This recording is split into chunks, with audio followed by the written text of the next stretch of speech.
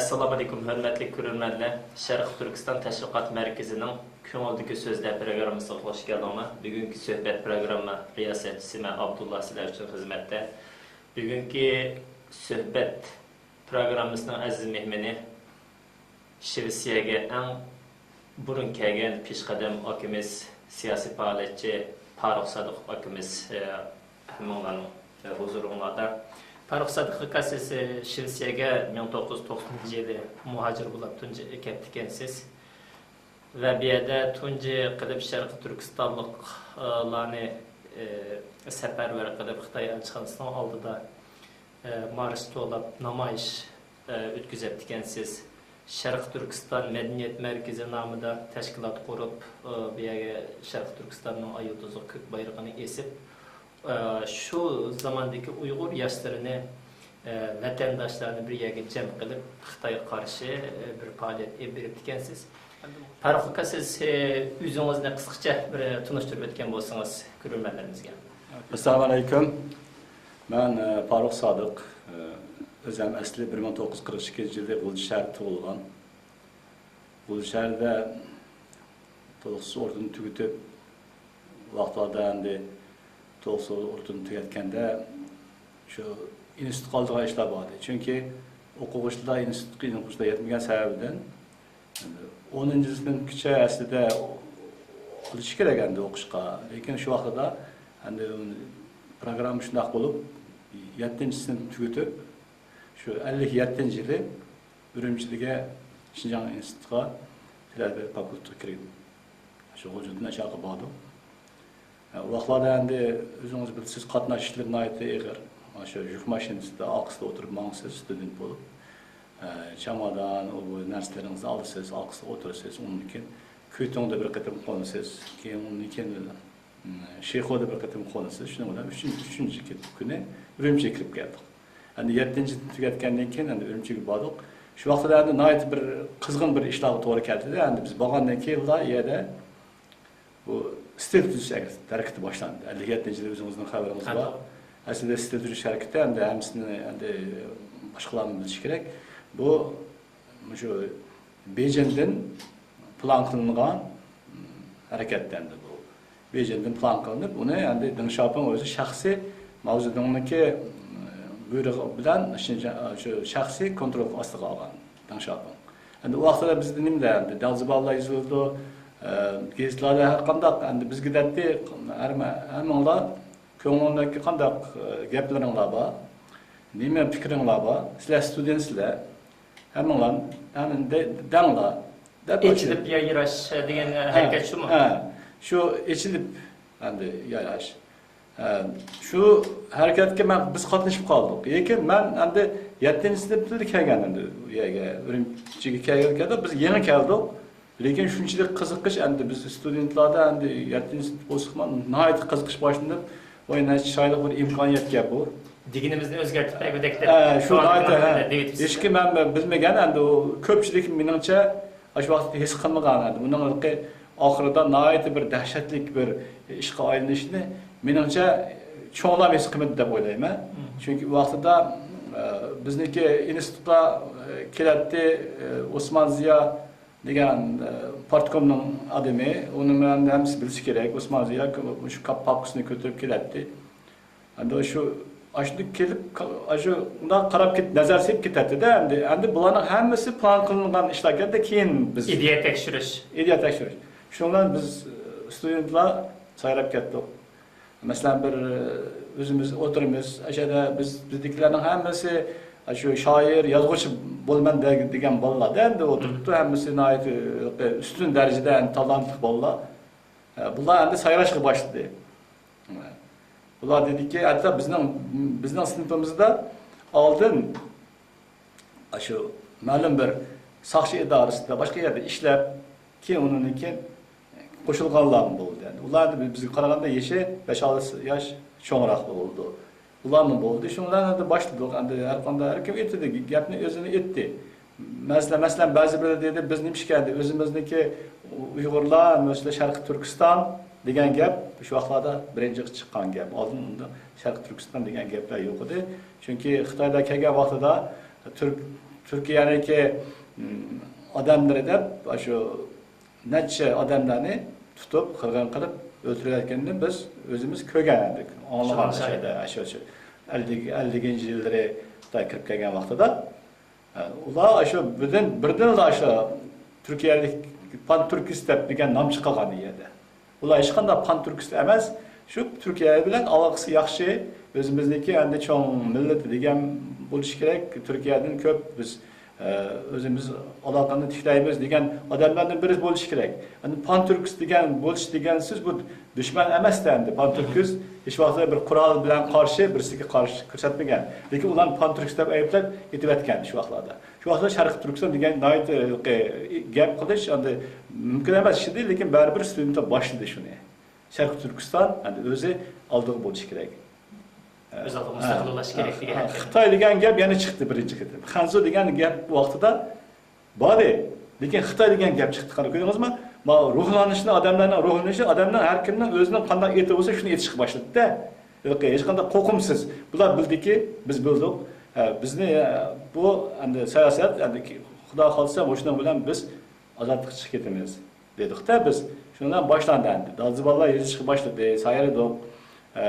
Endi men endi kichik vaqtida, boshqalar mendan qaraganda cho'nglar. Ular endi bizning bir ikki kurs yuqori bolalar bilan biz biladi. Ular rasmiy shakllanib, ularning she'rlari, Tarim degan jurnal bordi, shularga chiqqanlarda ular endi rasmiy shakllangan yozuvchilar, shoirlar ular endi. Biz shularning endi yurimiz endi. Biz katta unchalik tajribamiz yo'q bu yerda. Shundan ular dedi, biz ozod bo'lishimiz kerak. Xitoylarni o'ziniki ziminda yashasin, biz o'zimizning ziminimizda o'zimiz boshqarish yashaylik degan shuar ko'pincha bo'ldi, asosan ko'pincha. Hatto shunda qattiq savollar bo'ldi, yenimda biz bir-birimizga samimiy qo'shni davlatlar yashaylik degan savol eng yaxshi menga yoqqan yeri shu bo'ldiki, biz bir-birimiz bilan samimiy do'st bo'lib yashaylik. Bir-birimizning huquqini, chegarasini e'tirof qilgan. Biz hech vaqtida endi Xitoylarniki huquqini biz dafsanda qilmaymiz.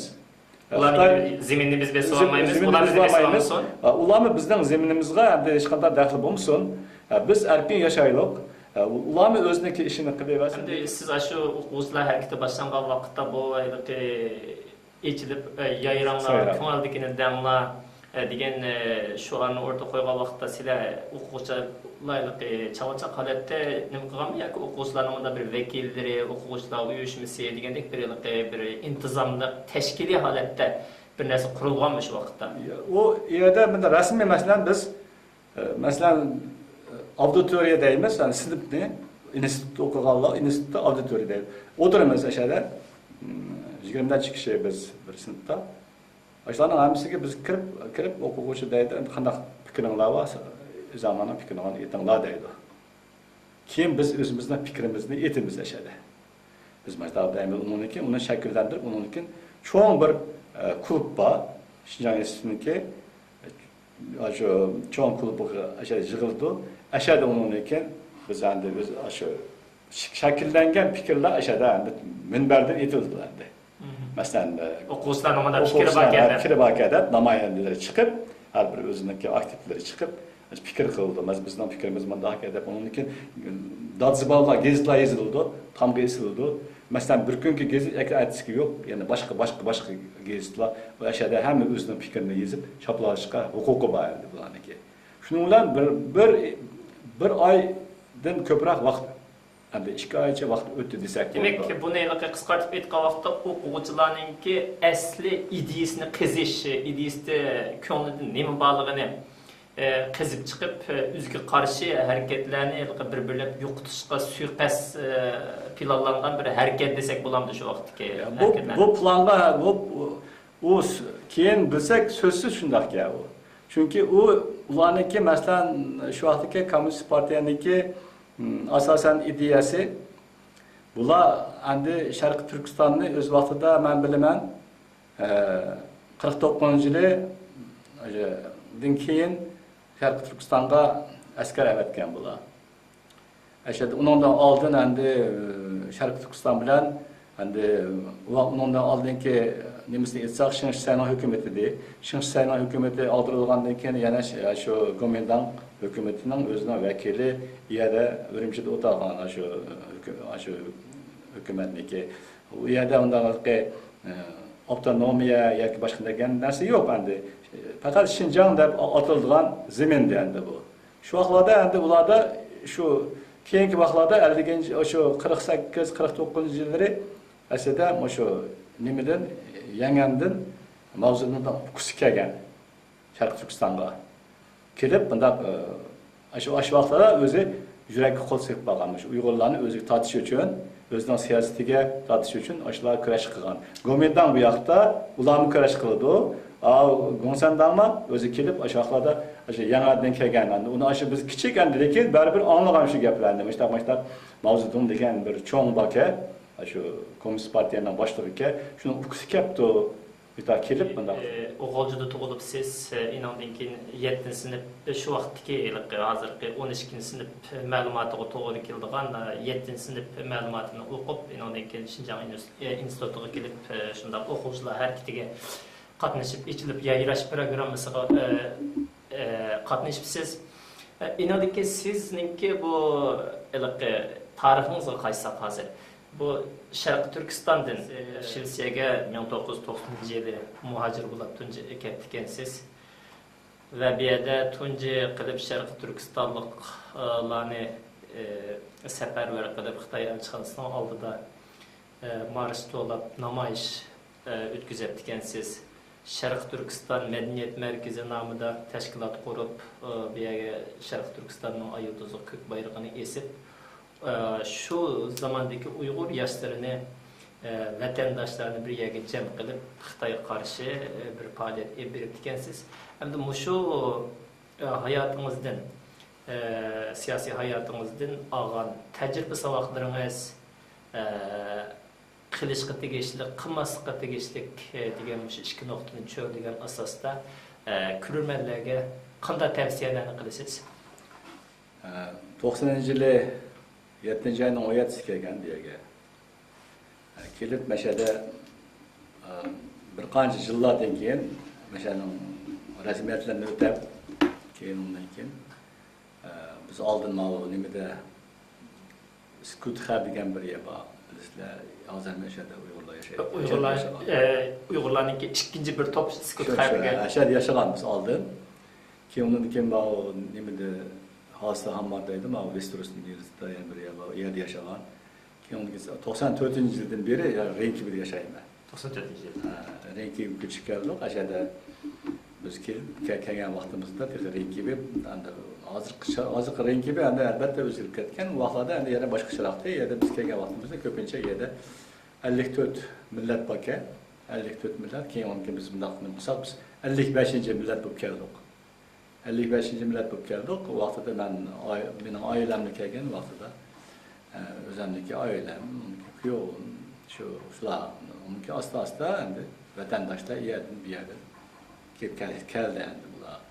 Kelib ashada yig'ildik, ana bir necha yig'ilgandan keyin 97-yili 2-oyda cho'ng vaqa bo'ldi. G'uljida qirg'inlar bo'ldi. Ashada undan keyin biz oldik.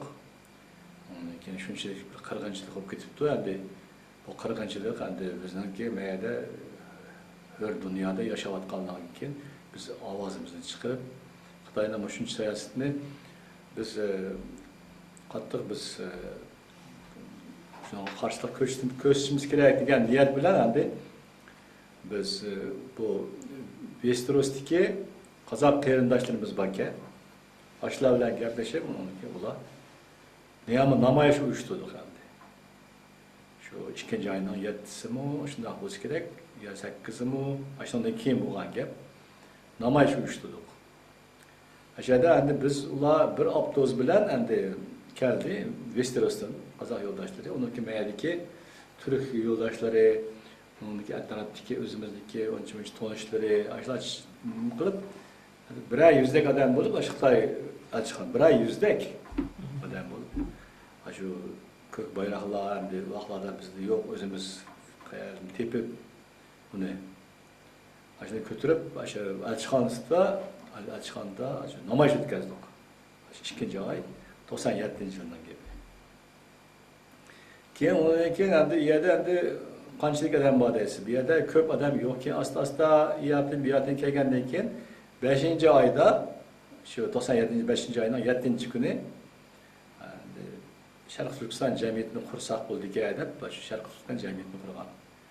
Bu 97-yili 5-oyning 7-kuni. Naşnanga Qozoq yo'ldoshlarım qatnashdi. Ular shu rahbariyatdan ular bordi.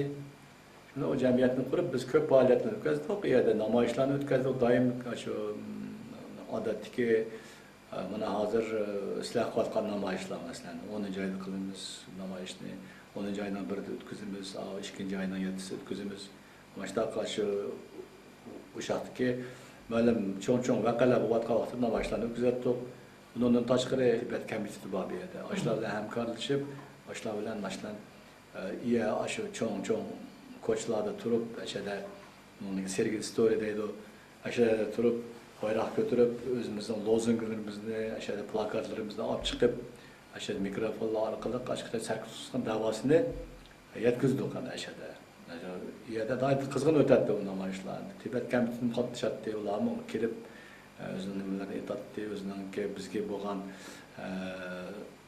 ham nimalarni aloqasini, do'stliklarini nima qiladi deydi, bayon qiladi.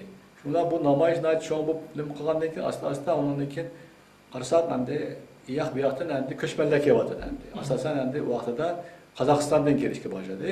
Endi bu yoshlarimiz keldi, endi bularni endi biroz o'zining Uyg'ur tilini o'rgatsak bo'ldi ekan deb Mao Rengibidagi Folkestiv'da biz shu rasmiy nima ichib, shuni sinib ichib, haftada bir qatim shu ona tilida Uyg'ur tilini o'rgatdik ashada. Qozog'istondan kelgan yosh o'smirlarga ashada. Ashada programmamiz bor endi. O'sha shaxta boshlagan. Undan tashqari o'zimizning Navro'zlarni o'tkazdik. Rengibidagi Folkestiv'da bir necha nima sorunumuz o'tgan yerda. Nayt ko'p sorunlar bo'lgan yerda. O yerda uniki Mao Yevropadan erkin alptikan janoblari ularni kelib, uniki Mao Dünya Uyg'ur qurultayiniki vakillarimiz qatnashgan yerda. Shuna ko'p namoyishlarni qilgan biz yerda. Ko'p faoliyatlarni qilgan. Undan keyin qarasak, endi bir nima uchun faoliyatlarni o'tkazish uchun o'zimizniki dardimizni, davomizni doim o'tkazib turish uchun bir turaqli bir makon kerak degan xulosaga kelib, o'sha Renkibidan biz bir 5 ig'izliq bir ya'ni ashada uyushmaga olgan. Ashada uni olgan yerda endi hamma narsa bor endi. Hamma narsa kam u 120 kvadrat metr. Bir uyi, maçtaq uydan, nima desak bo'ldi, maçtaq uydan kamida 3-4 tal uy bor, mashinchilik uylar. Cho'ng-cho'ngda endi aytdi. Buniki kichik bir uy bor, yerda endi cho'ng faoliyatlarni qiladi, yerda bir kelganlar hammasi ashaga chiqiladi. Shu kelgan ko'chmanlarning hammasi ashaga chiqilib, o'zining nimalarini qilib, qandaq dardi bor, undan keyin ularning yana nima qandaqlari bor, ashlarning ishlariga hammasi shu jamiyat yetakchilik qilib, ashlar yo'l ko'rsatib, qonun tarafdan yo'l ko'rsatib, advokatlarni kelganmiz yerga. Qandaq qilsa, shu yerda masalan, mashadagi turishliq ruxsatni olsa bo'ldi degan temada biz bir necha qatim ashlarda majlislarni qilib, advokatlarni kirib, ashlar orqali ular yetkazganmiz endi qandaq masalalar bor deb. Undan tashqari o'zimizniki shu milliy endi usullarini boshqalarga san'atini tanishtirish uchun endi shu Uyg'ur qizlari degan bir ansambl qurgan edi. Yosh qizlarni vaqtida 14-15 yosh qizlar endi. Hozir ular turmush chiqib, hozir bola bo'lib ketdi hozir. Shular qatnashib bir 6-7 qiz qatnashib, o'shada ansambl qurgan biz. Usul ansambli. Uyg'ur usul ansambli. Ammo bu oldin Renkibida har yil bir qatim 5-oylarda festival bo'lib turadi. Rinki bir festival degan. Endi sizlar uning ulguraydigan nomi yo'qmi? Hozir yo'qolib ketdi bu festival. Bultur bizniki Uyg'urlardan G'eni akamla qatnashdi. O'rta maktabda o'qiyotganda ballaylik jamiyat nomida emas, bizniki shaxsiy o'quvchi sifatida bilan qilgan bo'ldi. Endi aşağıda festival o'tkazadi. O festival har bir millatlar o'ziniki san'atini sahna qilinadi yerda chiqib nima qiladi. Hozir endi keyingi vaqtlarda u festival o'tkazilmasi kerak deb o'ylayman. Chunki ularda har yili bir qatim bo'ladi. Shu festivallarga qatnashganmiz. San'atlarimizni aşağıda ko'rsatgan, o'zimizning musiqamizni ko'rsatgan, undan keyin nimaga shaharning nima Vasastan deydi, nimada Vasa Park deydi. Aş taraflarga berib, biz aşağıda cho'ng festivallarda qatnashgan, aşu bir tarafda bo'lib bir yerdan elib, joy elib, aşağıda o'zimizniki plakatlarni Sharq Turkiston qayerda uning o'zining broshyuri biz nima chiqqan, broshyurida taqatganmiz. O broshyurda yozilgan Sharq Turkistonning jo'g'rafiya o'rni qayerda, bu qanday masalalar bor Sharq Turkistonning, qanday yoki xalqning ahvoli qanday, bularning hammasini endi shu Shved o'sha jamiyat nimaliga aholisiga taqatganmiz. Qayerda imkoniyatimiz bo'lsa, shuni biz hozir qarab qolgan bo'lsak, masalan siz 90-yil Shvetsiyaga kelib Uyg'ur tiliga bo'lgan xalqninki farzandlarninki Uyg'ur tiliga bo'lgan ehtiyojini sezib uni o'rgatib ekansiz. Inandan keyin Uyg'ur madaniyatini tanishtirib usulli umiki tashkillab ekansiz. Inandan keyin Uyg'ur tilini tashviq qilish faoliyati, Uyg'ur madaniyatini tashviq qilish faoliyati, Sharq Turkistonning umumiy vaziyatidan, siyosiy vaziyatidan ma'lumot berish festivallarga qatnashibsiz. Inandan keyin namoyish qilgan nimalarimiz, masalan, Dunyo Uyg'ur qurultayininki jurnallarda suratlar bilan bor. Haqiqatan bir yaxshi bir gullanish davriga bo'lgan, ham Uyg'ur Sharq Turkiston bu madaniyat markazi mesela Uyg'ur komitetidan birlashgandan keyin rahmatli Kurash Kusa efendi bilan. O vaqtda mesela men Shvetsiyaga yangi kelgan vaqtim bu ikki jamiyat birlashib haqiqatan bir yaxshi xizmatlar yuksalgan bu ikki jamiyat birlashib. Ammo Kurash Kusa efendimniki vafotidan keyin inanki siz ailevi işleriniz, yaşınızın çoğunluğu sebeplik reislikten düşüp, pəxir reis bulup, nimine, mesuliyet işlerini ötküzep bəgəndik keyin hem de bir yerde Uyghur Mağrib uyuşması kurulgan buldu, Uyghur Komiteti özününki faaliyetini canlandırgan buldu. Hem de bu iki cemiyetke, hem de siz bir lilla nime kılsınız. Yani siz başlagan şu işlerini bu iki cemiyet terakki kıldırıp hep gidip boruvatamdı ya ki bir kemçilikle bağımı yok mu? Yani bir yerde yetsek, manda bozuldu bir yerde hazır Şveysiyadaki Uygurlar'daki mesela şu cemiyet işleri yaman desi bulmaydı onu. Hazır hiç kançılık mesela bir yerde ama onunla adamların özündeki işleş meselesi var. Mesela bu şunçilik bir narsa ki mesela hazır iki cemiyet oldu. İki cemiyet olganda ben aldım o'ylaganman, jamiyatlar ko'p bo'lsa, unchalik yaxshi bo'lmasmiki, bir jamiyat bo'lgani yaxshimiki degan fikr bor endi. Keyin qarasam, endi herhalde ikki jamiyat bo'lgani yomon bo'lmaydi ekan.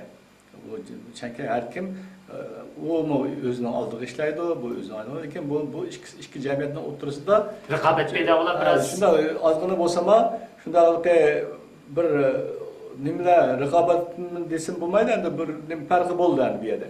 Endi şu iki cemiyetin gap shundaki iki cemiyet bir-biridan qanchalik hamkorlikni durust qila olsa, hamkorlik yaxshi bo'lsa, shu vaqtda ish olg'a bosadi ekan.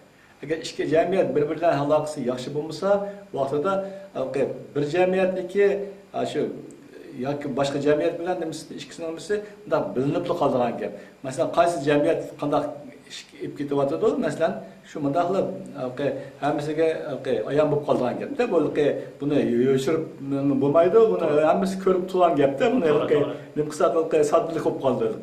Shunaqa hozir bizniki endi deganimiz shuki, hozirgi sharoitda masalan bu sizlar keldinglar, Uyg'ur Ma'rib uyushmasini boshladinglar sizlar. Chiroyli ishlar, nihoyat chiroyli ishlar. Endi oyoqda endi Köreş Kösen Efendi öz vaxtida qurğan Uyğur komiteti. Endi Köreş Kösen rahmetli özüne ait çoğun bir insan, endi xalq farzandi Köreş Kösenni çoğun hürmet bilen tilga alsak boldu. Çünkü Köreş Kösendek endi ilg'or o'sha o'zining xalqi uchun o'sha jinni qurbon qilgan odam desakmi xatolashmaymiz. Chunki nihoyat roli cho'ng bo'lgan. Shu endi bu ikki hozir o'z vaqtida Köreş Kösen Efendi biz bilan hamkorlik qilamiz deb bir qancha vaqtdan keyin biz kelishib Köreş Kösen Efendi bilan bo'pti. Endi Sharq Turkiston jamiyati bilan endi Shvetsiya komiteti birlashtirib biz birla shu jamiyatga aylantiradi deb kelishib shu bir jamiyat qurdik endi. Bir jamiyatga aylantirdik uni. Endi shu Ringvedagi parkda bo'ldi. Bu ish gaplashib o'tirdik ashada. Chiroyli bir jamiyatga aylantirib ashada undan bu Köreş Kösen Efendim o'zi men endi boshqa ishlarga o'tmay yozuvchilar masalasi bo'yicha shug'ullanaman. Yozuvchilar uyushmasi bilan ishni qalamkashlar uyushmasi bor bu jamiyatda. Shuni bilan uyushmada rahbarlikdan ma'lum topshirgan endi. Keyin undan keyin buni yoshlarga berdik. O'zingiz aytdingiz endi biz mendan yoshlar endi kelsa endi cho'ngroq bir ko'proq endi faoliyat qiladi deb ishongan holda endi yoshlarga topshirdik endi. Yoshlar endi qo'lida ularni endi voy bular o'zining nimasidan chiqamidi debmi bo'lmaydi. Ularni qo'ldan kelgach harakat qildi, lekin qandaqdir susluq bor bu yerda. Susluq bor. Qandaqdir bir sabab bor. Endi uning sababi endi har turli bo'lishi mumkin. Birinchidan endi bu shu jamiyat bir uyushqoq tariqasida vujudga kelamidi-da, masalan, bu masalan bir uyushqoq endi jamiyat masalan sizlarga qaraganda bu Shvetsiya shu Uyg'ur komitetidagi masalan ikki jamiyat masalan asl masalan sizlar nihoyat uyushqoq. Endi sizlar namoyish qilasizlar, hamma faoliyatlarda borsizlar. Endi bularni qatnashadi shu jamiyatda. Bularni qilyapti shu ishni. Lekin bundan qaragan vaqtida endi siz susluq bor. Men Uyg'ur komiteti bo'lsin, mayli Shvetsiya Uyg'ur ma'rif uyushmasi bo'lsin, bu ikki jamiyatda ishlayotgan aktiv faoliyatchilar his qilamiz. Endi masalan Uyg'ur xalqi tunji bir ko'chman bo'lib kelgan vaqtida masalan namoyish deymiz yoki til o'rganish deymiz yoki qanday bir faoliyat bo'lsa tashkilotlarning atrofiga zich uyushidi. Inondan keyin o'sha nopsi chiqqandan keyin pasport olgandan keyin vatanga berish orasi tug'iladi. Inondan keyin bu asta-asta bu nimadan tashkilotning atrofidan yiroqlashqa mağdur. Bu meseleni sizningcha qanday hal qila olamiz? Har kim o'zining tug'ilgan vatanini berib ko'rishga orzu qildi. Uni to'g'ri tushunish kerak uni. Endi biz endi har kim masalan shu nimaga borsa, Sharq Turkistonga berib kelsa, ular masalan ularning oqsida masalan odamlar bor deb qarasa u xato qilgan bo'lamiz. Ular undaq gapni biz qayirib qo'yishimiz kerak. Agar ular borsa, vatanga borsa berib kelaversin. Lekin ular uchun biz bir qora chaplamasligimiz kerak. O'sha kapto, o'sha uningga bizning vazifamiz unda bo'lmasligi kerak. Bizning vazifamiz vatanga borgandan keyin odamlarning siyosiy faoliyatga uyushish aktivchiligi biroz so'g'ib ketib beryapti. Masalan, vatanga borgandan keyin Anjantingdagilar agar so'roq qildik masalan sen bu faoliyatga qatnashdingmi yoki bayroq ko'tardingmi deb. Lekin bular shu savolga men qatnashmagan deb o'zini aqlash uchun endi tunji kelgan vaqtida men faoliyatga qatnashgan, bayroq ko'targan shungiz vatanda yashayolmayman deb rasmga tushishga majbur bo'lsa, pasport olib bo'lgandan keyin endi bu tashkilotlar bilan mening aloqam yo'q degandek bir aloqa uzishga majbur bo'ldik. Endi buni biz ba'zi ko'p oilalar bilan yang ichida to'g'ri tushungan bo'ldi, to'g'ri tushunishib vatanga berishni biz tashabbus qildik. Uyg'ur komiteti tashabbus qildi masalan. Lekin endi umumiyatga qarab bakadigan bo'lsak, masalan siz namoyish qilgan vaqtda shu 90-yili Uyg'urlarning soni 200 ga yetmaydigan vaqtda 100 nafar odamni tashkillab Xitoy elchixonasining oldiga olib borib degansiz namoyish bo'ldi. Masalan 5-yil vaqtida 450-500 ga yaqin odam umumiylik cho'ng kichikka chiqib namoyish qildi. Endi hozirgi kunga kelgan vaqtida namoyish masalan shunday faoliyat desak Uyg'urlarninki qatnash nimasi naytaylik pasif holatda. Hamda mushuni qo'zg'ash uchun mayli O'rta Osiyodan kelgan Uyg'urlar bo'lsin, mayli vatandan kelgan Uyg'urlar bo'lsin. Mushlarninki mushu asli qalbidagi siyosiy o'tni qayta kuchlantirish uchun Xitoyning besimidan shakllangan qo'rquvni yo'qotish uchun qanday xizmatlarni ishlashimiz kerak? Bu mesela nayt murakkab mesele bu qoldi hozir.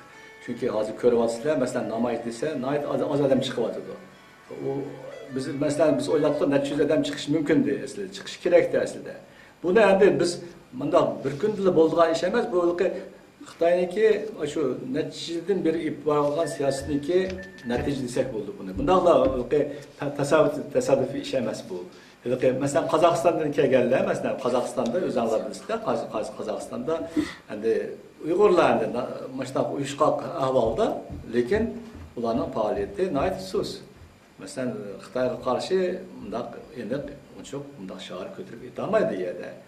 Endi uni aşularni ko'rganlar endi bu yerga keldi. Endi bu yerda shu gaplarni nima qilib, shu bularda qadaqdir biz o'zimizniki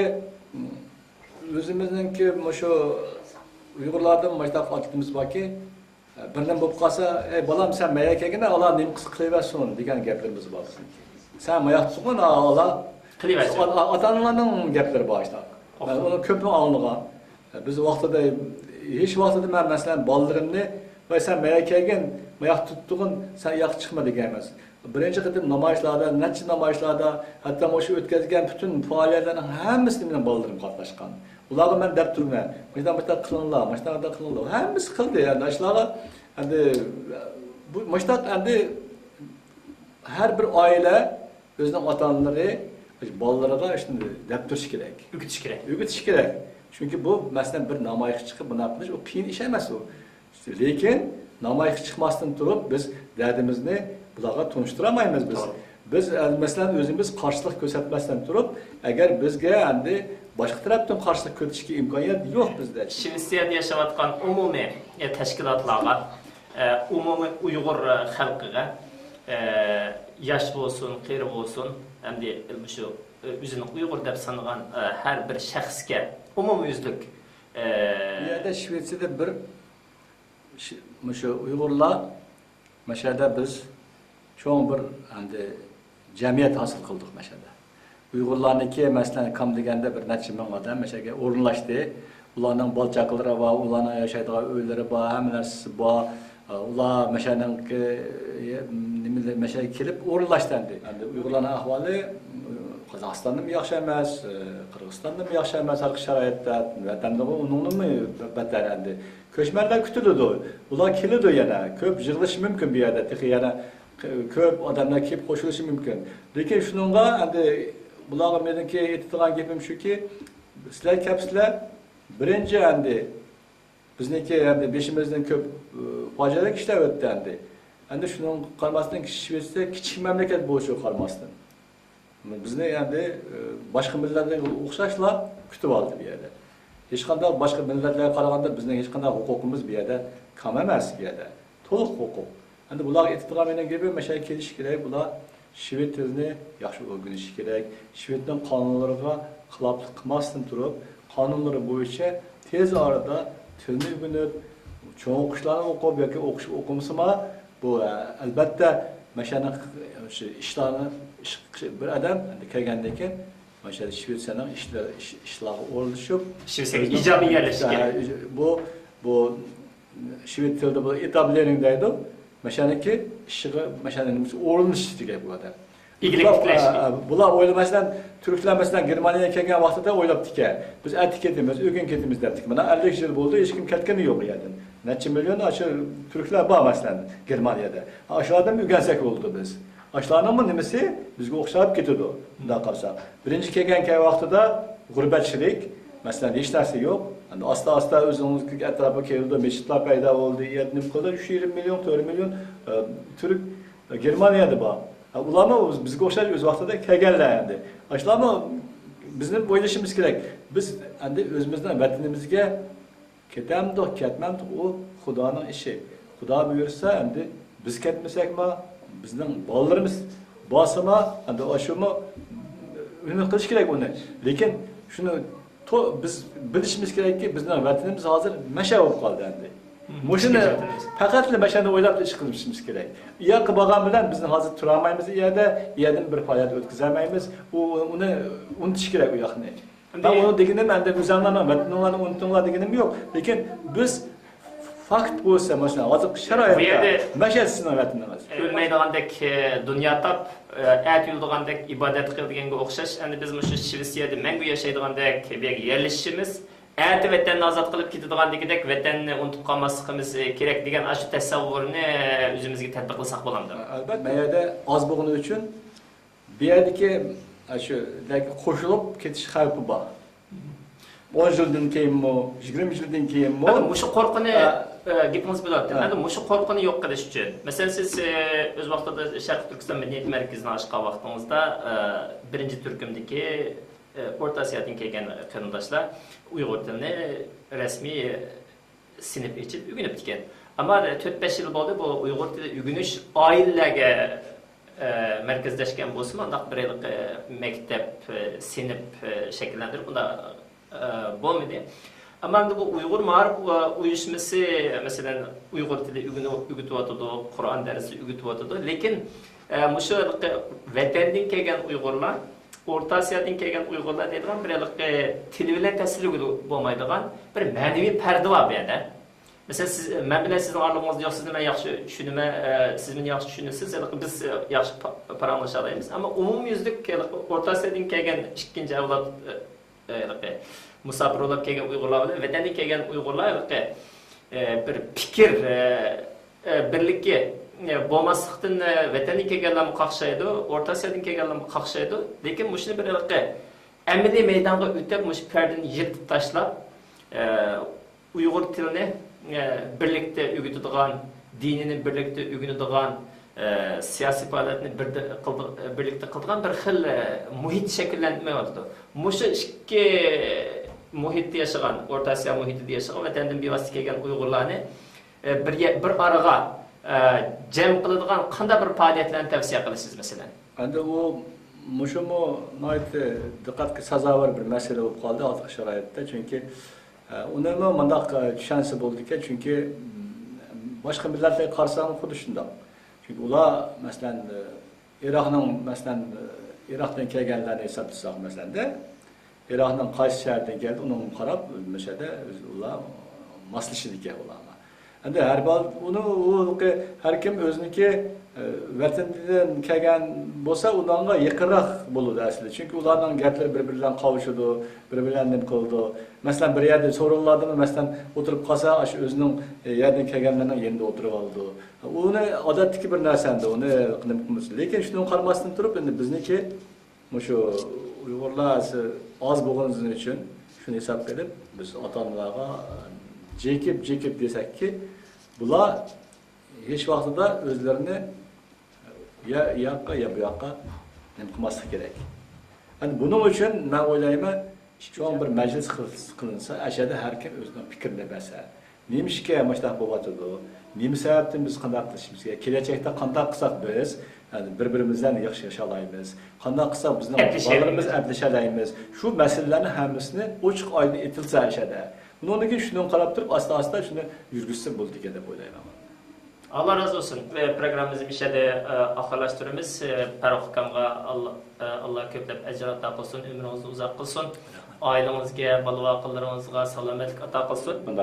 Ziyaret qilib kelib Şinjanni degan gaplarni anlagan biz. Siz hem de